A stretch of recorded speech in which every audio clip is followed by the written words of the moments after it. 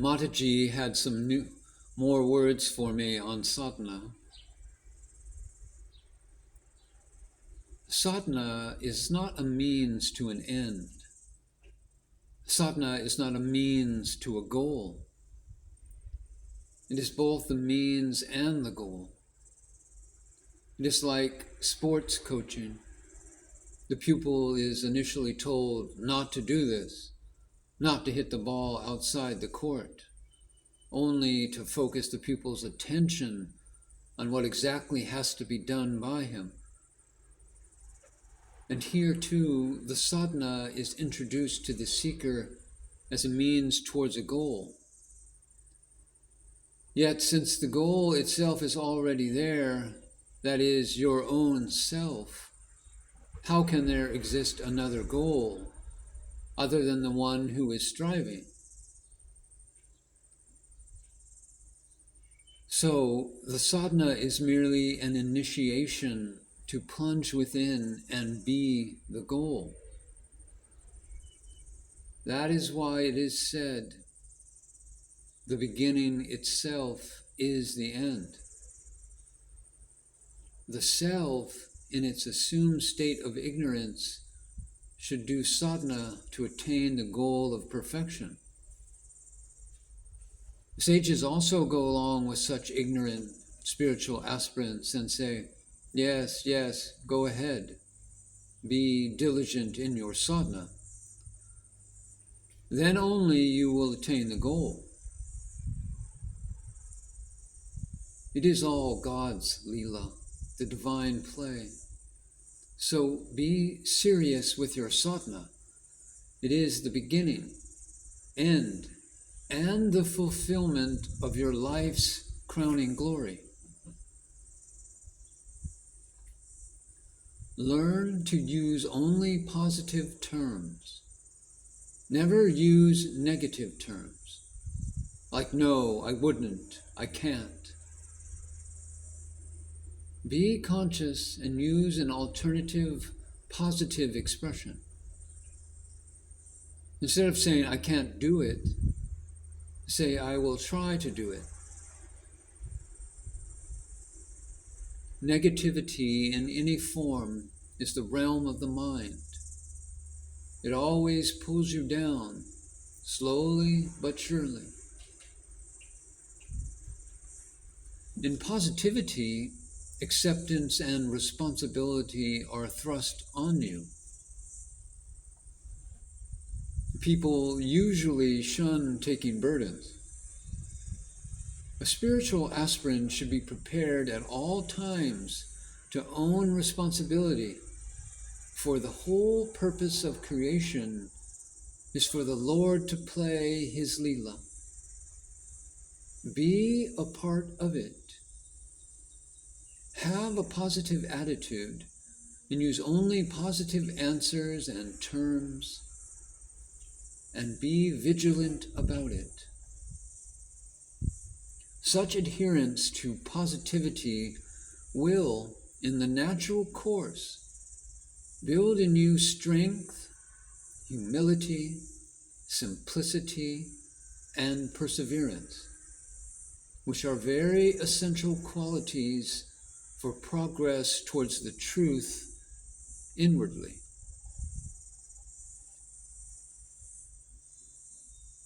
Never look back to the past. Always be in the now. Likewise, don't be endlessly planning or dreaming about the future. Trust the Guru. Have faith in the path you have been blessed with. Pay all attention to your sadhana. Sadhana is done always in the now. Be conscious of this important instruction. Past thoughts and future desires intrude into the now and impede your peacefully plunging into sadhana, be it through japa, atma vichara, that is self-inquiry, puja, worship, or parayana. While in the now, while doing any of these sadhanas, never allow the thoughts about the past or future to arise, to intrude into you.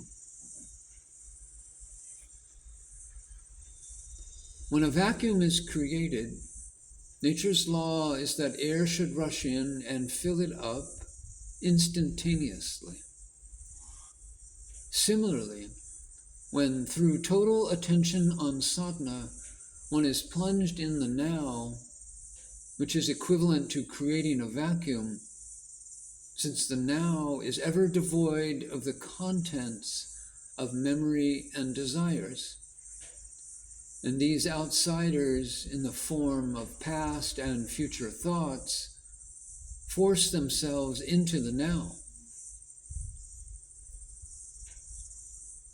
That is why sadhakas, spiritual aspirants, are ever faced with the apparent insurmountable struggle against the invading thoughts, especially when one progresses in sadhana. Guru's grace alone will help the true sadhaka to win over these invaders and remain in the silence of the now. Therefore, before sitting for meditation, prostrate to your Guru or picture of the Guru, take his name and pray for his blessings, protection, and guidance, and then plunge into self-inquiry. You will then see how effortlessly you will be established in the now, and with great ease too. Guru, Guru, and Guru alone is. You are not.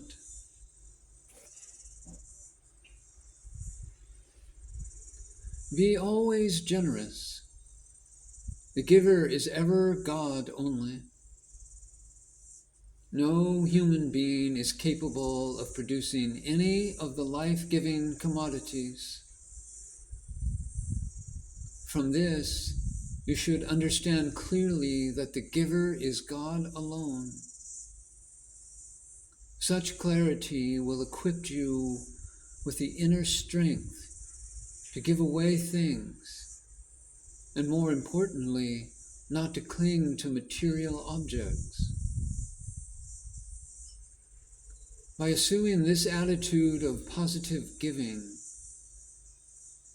one of the stoutest obstacles in the progress of sadhana, attachment, is triumphed over with effortless ease.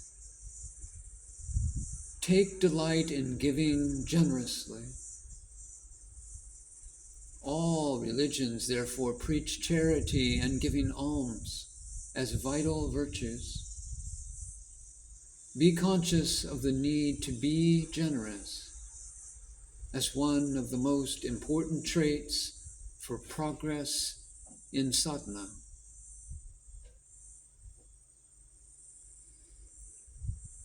Accept things as they come. Lead a simple life. By this, I do not advocate austerity. At your young age, you should enjoy life in all its wholeness. Do as you please, but with the string that's, will Mataji approve of this, attached to every one of your desires. This will help you decide for yourself, without a hitch, whether the desire is to be fulfilled or to be rejected. Live from the heart and not merely through the head. Remember, the intellect acts merely as a safety valve.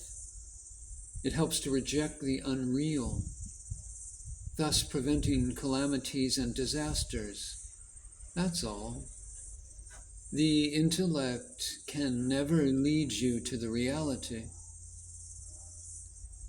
Whereas, if you follow your heart, you will never falter, for it is the inner voice, it is the intuition, it is the divine which activates the heart.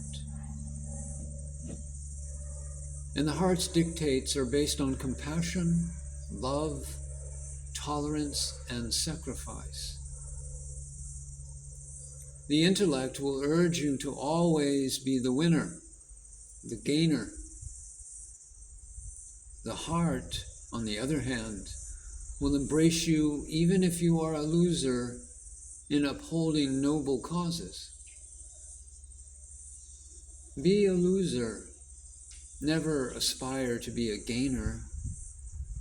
For the eternal law is that those who lose will ultimately gain.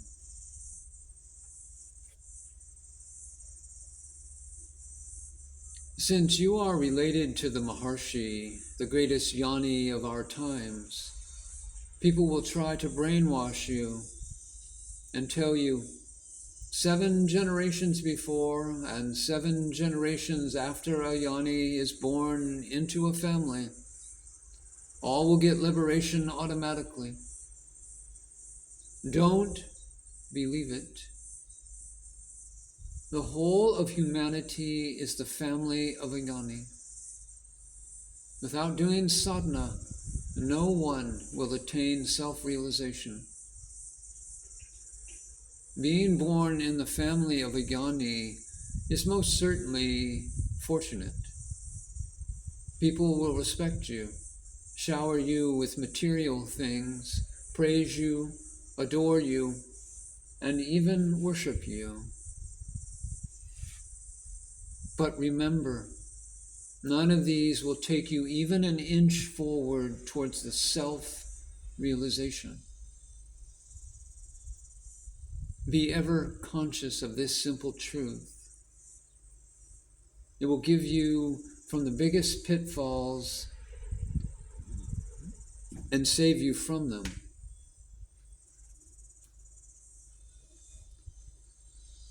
And one of the biggest pitfalls of being born in a Jnani's family is to think that you do not have to do anything in your sadhana.